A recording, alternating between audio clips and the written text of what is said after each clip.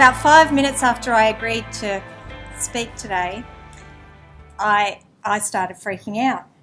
And I was thinking, far out, what on earth have I gotten myself in for? Paediatric dysphagia in 1 hour. It is such a huge and diverse and varied field. There is people write 5-day training courses on this stuff, right? Like, what could I possibly say in an hour, you know? But I did manage to get a grip, and I thought, you know, that's not what I'm here for today. I'm not here really to teach you how to do it.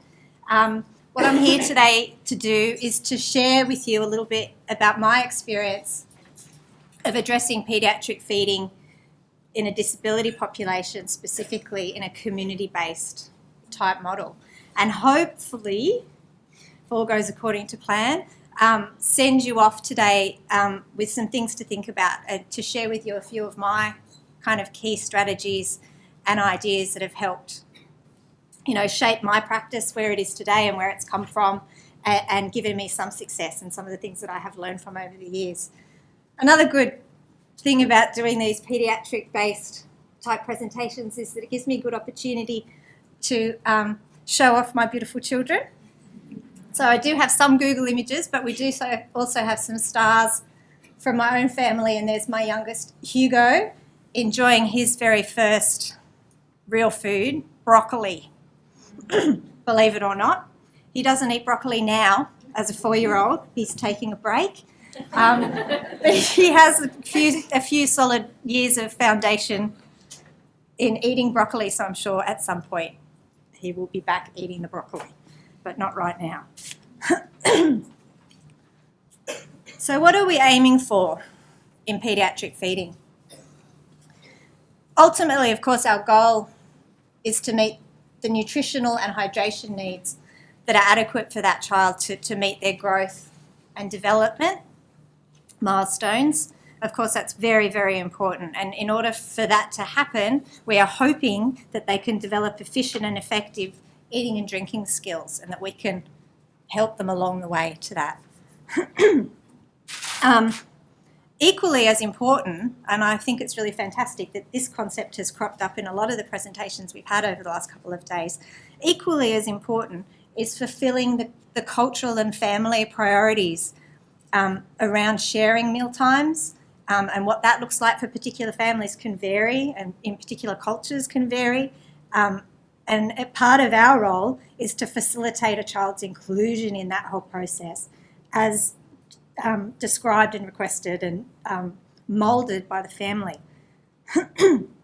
Ultimately, whatever that looks like, what we're aiming for is happy, healthy kids in happy, healthy families, you know, and that can look different for every family. So feeding disorders in kids with disabilities, the prevalence stats, not unlike Kate's presentation on the prevalence stats for dementia, they're wide-ranging.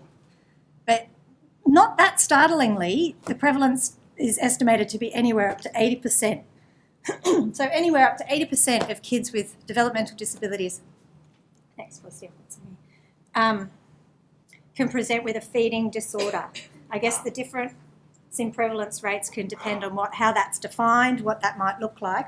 But it's huge, right? When you think about how many kids with disabilities we see, that 80% of them will have some kind of feeding disorder is quite full on.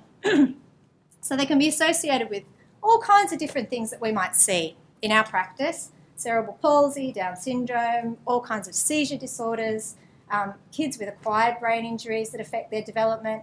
We see a lot of kids with degenerative conditions, so spinal muscular atrophy, Duchenne's, kids with craniofacial anomalies affecting their development. Like, the list is massive. It just goes on and on and on. And all of these kinds of conditions obviously have effects on their muscle tone, on their movement control, kids who retain primitive reflexes that can affect their eating and drinking, their sensory development, their cognition, their level of alertness, particularly in seizure disorders, and also the medical complications that can come along with that, so respiratory complications, cardiac complications, and of course reflux.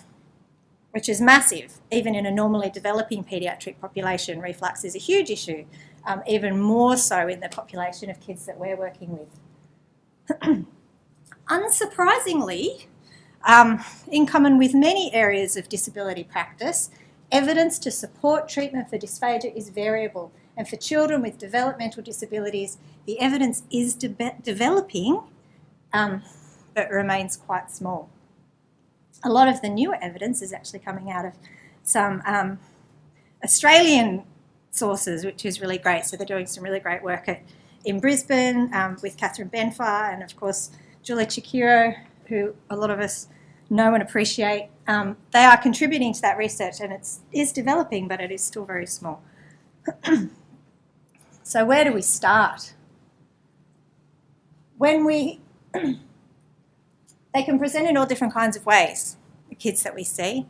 So when we get that piece of paper or that telephone call, it might present as an infant who's failing to thrive, so is not gaining weight as they would like.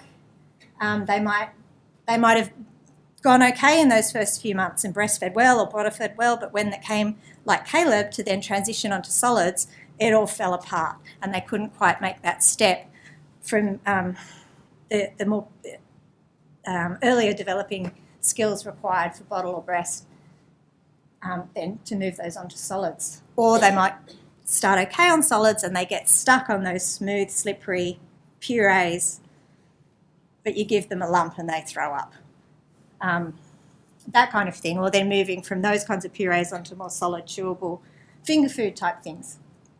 We see kids whose food choices might be really restricted for one of a number of different reasons. The most curious and difficult to manage of which could be autism, where kids make unusual sensory associations or visual even associations. They'll only eat white foods, or they'll only eat crunchy foods, or they'll only eat foods from particular takeaway outfits, that kind of thing.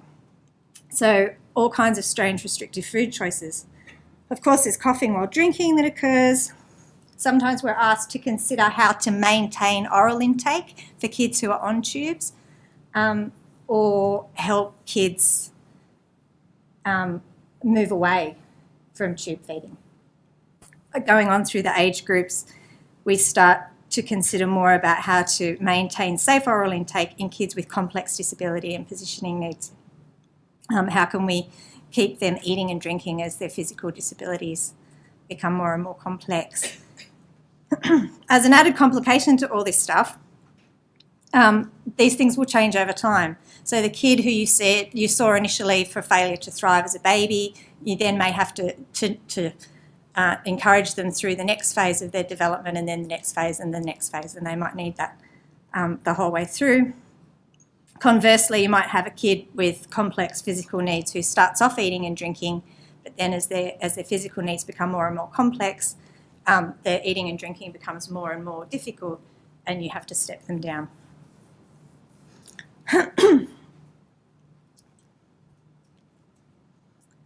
There's a range of assessment protocols available. I was raised on the farm assessment by Sarah Starr. Now more prevalent is the SOMA assessment, and also the Dysphagia Disorders Survey that a lot of us have been trained in by Justine Jones-Shepherd. These are great assessment tools, and they certainly do prompt you to remember all your cranial nerves and all of your oral motor type stuff. Fantastic assessment tools for sure. Very much a heavy focus on the oral motor skills and the case history.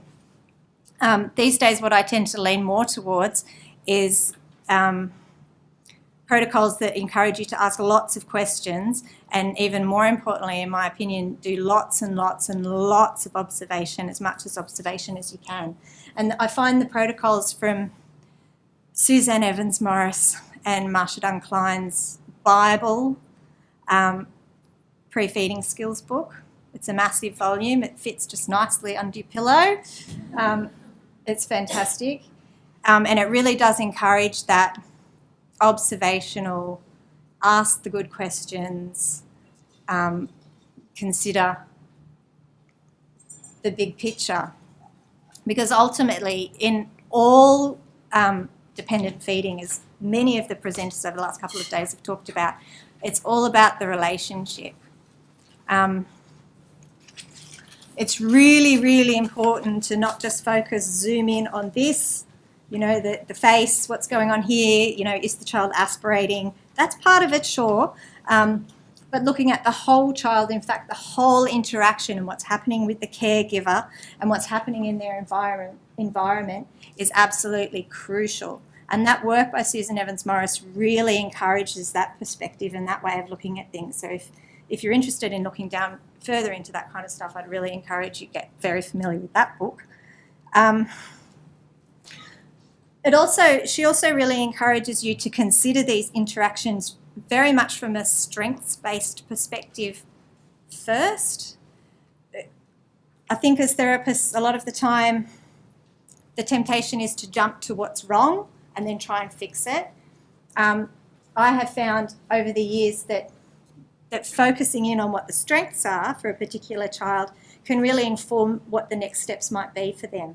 So I can look at what they're doing really well and then use that as a starting point to build a bridge towards what might need to happen next. So really focusing on the strengths, and that kind of assessment really encourages you to do that kind of stuff.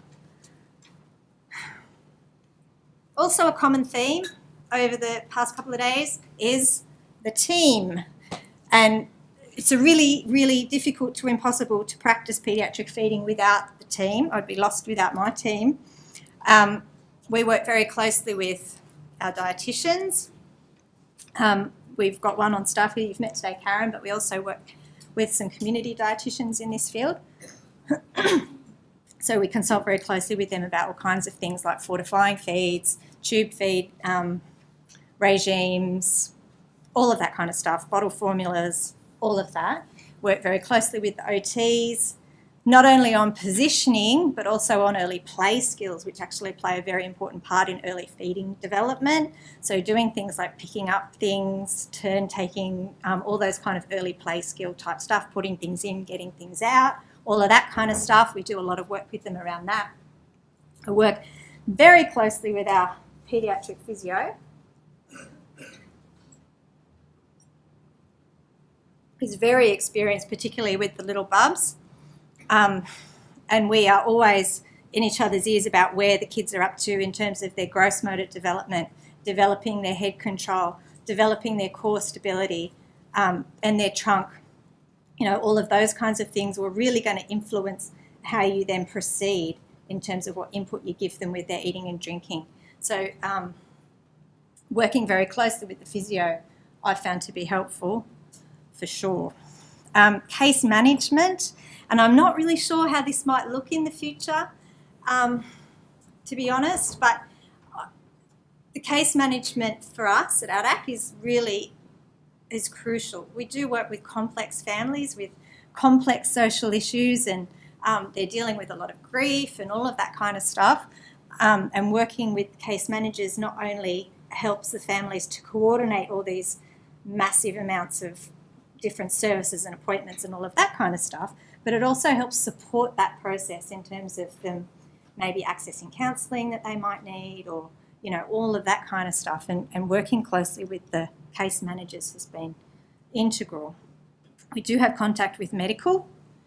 They will sometimes refer directly to us, or we will be in contact with them via phone or email, particularly for those really complex and frail children.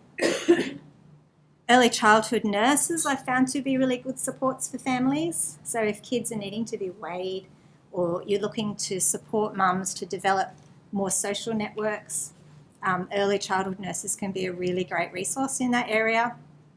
In our district, we're pretty fortunate to have a really specialist lactation consultant. In fact, she takes a lot of the breastfeeding stuff out of our hands, which is great. She's very experienced in all that kind of stuff, and families love to work with her. So, you know, as you can see, not unusually in disability, the team is really important.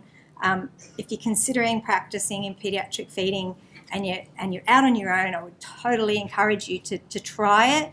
But be very mindful and aware that working with a team on all those different components is really, really important. So seek that out for yourself, however that may work for you.